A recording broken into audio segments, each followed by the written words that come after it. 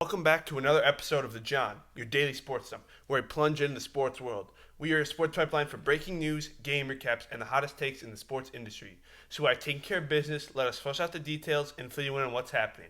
So take a seat, get comfortable, and make sure you have plenty of TP. It's time to explode the commode.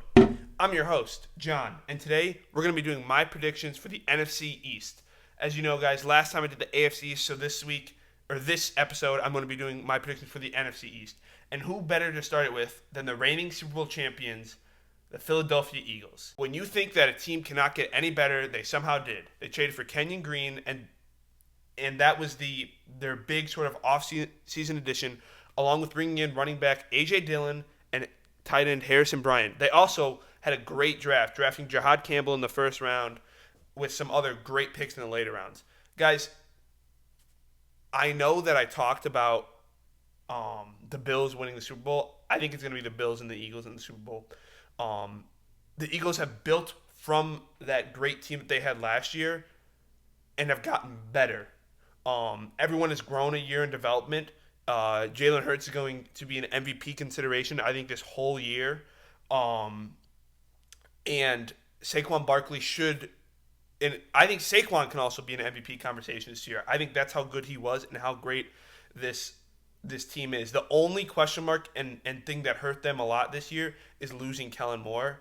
I'm very interested to see how they play without him. Like, that was the big issue when they lost their prior offensive coordinator.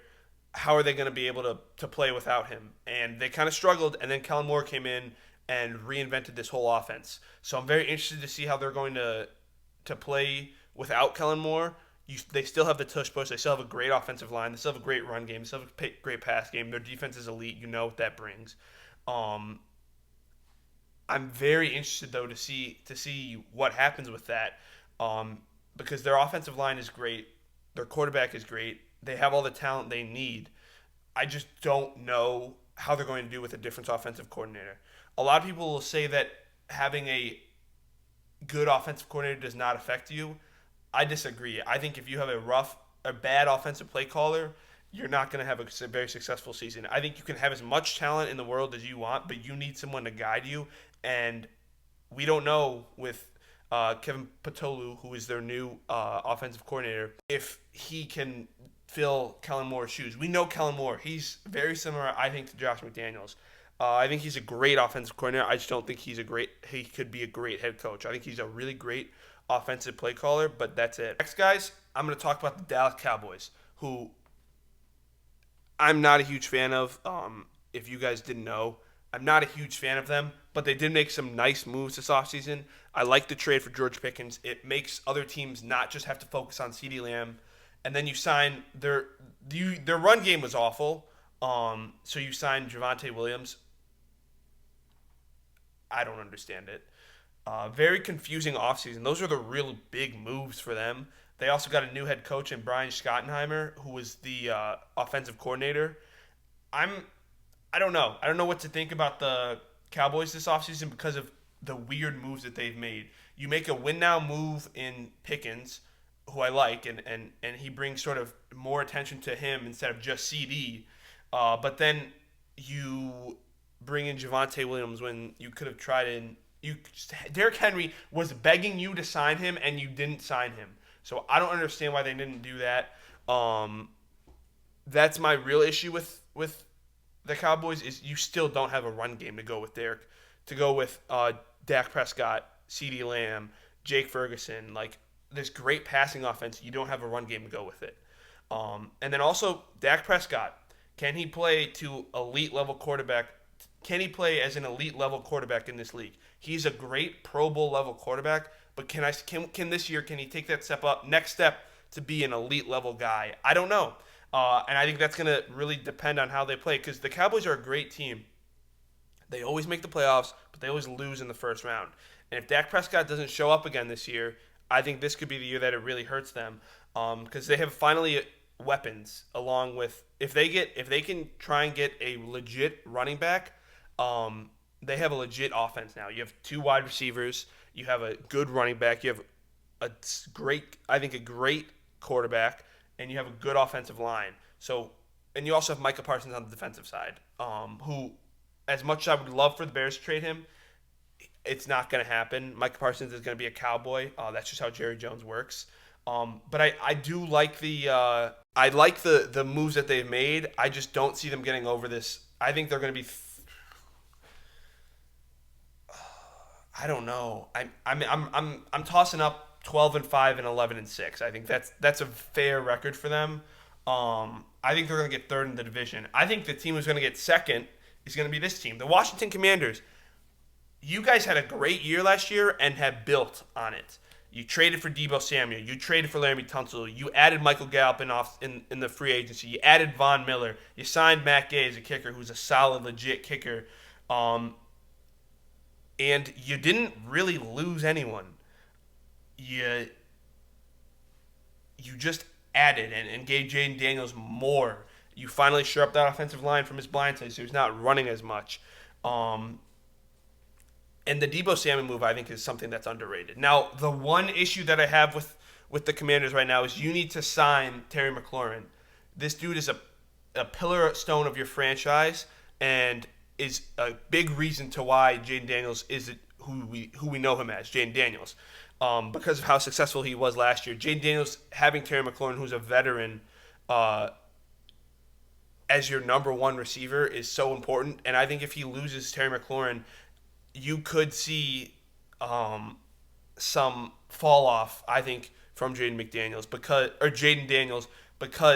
Deebo Samuel is not like Terry McLaurin. Terry McLaurin is better than Deebo Samuel, and he makes quarterbacks better. Deebo Samuel is a lot more of a drama queen. Terry McLaurin is not a shut up and play wide receiver, but he does not make any arguments. He's not a locker room cancer. He's a very good person for this locker room, and I think if they lose him, that could be a big issue for them. But they have made so many great moves at this offseason. If you don't have them going to at least the NFC Championship, which I do, you're crazy.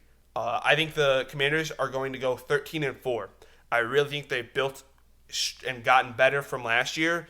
And the Laremy Tunsil move, I think, is one of the best moves in the NFL offseason as a whole. And it's going under the radar just because it is a left tackle. It's not a flashy move, but it is one of the best moves. It is a win-now football move, which is what the Commanders are doing right now, and I love it. Next, guys, finally, the Giants. Their offseason, what the hell? What was this offseason? You sign Russ, you sign Jameis, you draft a quarterback, but then you also sign Paulson Adebo and Javon Holland and Roy Robertson-Harris, which is kind of a win-now move, and then you bring in Zach Pascal. I don't understand it. Their free agency, I didn't really like. But their draft, on the other hand, I loved. I love the draft of Abdul Carter. I love who I think was the best player in the draft next to Travis Hunter. I think him and Hunter were 1A, 1B. Then you get Jackson Dart, I like. Then you get Darius Alexander. Then this is going to be the steal of the draft, and you can quote me on this. Cam Skadaboo is going to be the steal of the draft. If you have watched any college football, you would know this dude was not a third-round pick. He was the second best running back in college football last year, and that was not a coincidence. He has worked his butt off, and he's going to continue to work his butt off. And I think by the end of the year, he will be running back 1 for the New York Giants, and he will be a legit Pro Bowl running back by year 2. That's how good I think Cam Skadaboo is. And also, for some reason, Giants running backs do really well. For some reason, even though their offensive line is terrible, Giants running backs always find ways to succeed. And the Abdul Carter move, I love. This D-line is looking disgusting now. You have him, Sexy Dexy in the middle, and Brian Burns coming off the edge. That is a scary 3-headed combo. And Jackson Dart, I know I might be overreacting, but he looked really good in that first preseason game. So Russell Wilson and Jameis Winston, it's just they're placeholders, and that's what they know. They know that. Russ knew that. He signed a 1-year deal. He knew that's what he was coming in here to do. And I really liked it. I like what they've done. I like Brian Daboll as a head coach. I think he finally has his quarterback of choice. He didn't want Daniel Jones. Now he has a quarterback that he can work on and work with.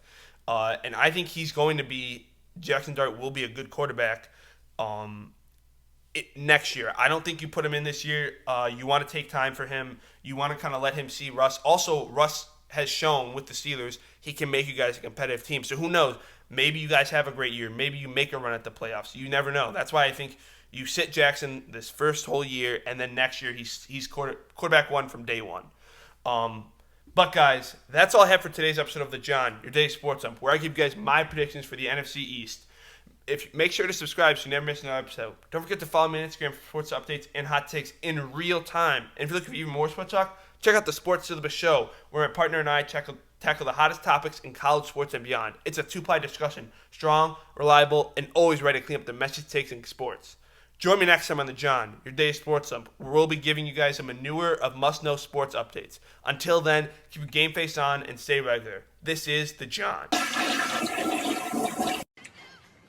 Don't nobody go in the bathroom for about 35, 45 minutes. Somebody open the window.